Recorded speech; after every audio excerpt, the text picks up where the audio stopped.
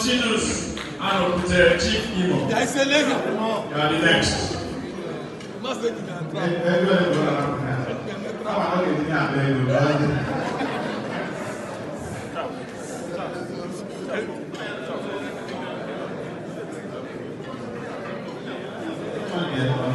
Longinus.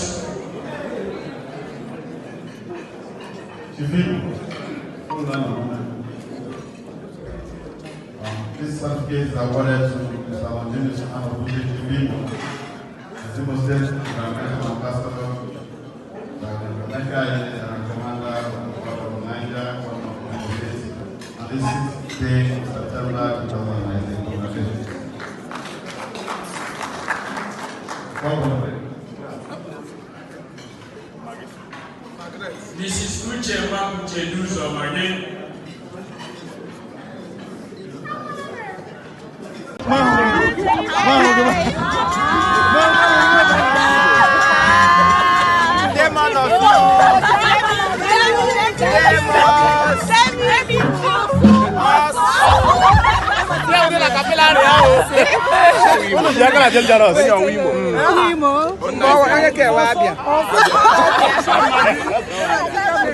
Hello.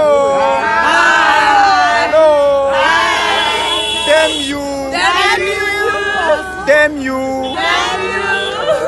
What is happening today? Can somebody just tell us what is going on today?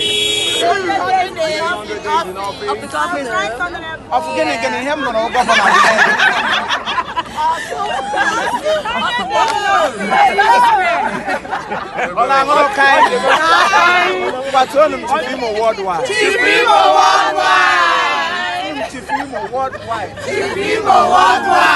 John Mamno Kai. Elebe Magina.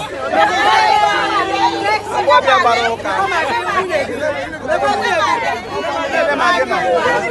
John Magi worldwide. Magi Baroka.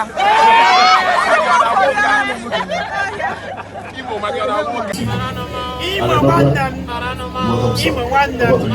Oya nero giro. Awu boya. Oya nero giro. Eri megide ya. Hello. Ozo na ngwa Chineke akpọ n'ọkụ. Lekolo ji ma jaha ma go di ndo mo ụfọdụ n'ọnụ. Nera pado onye ka ihe le go nwune go maka ara nọ ngọ. Ara nọ ngọ nọ me ko onye ke. So one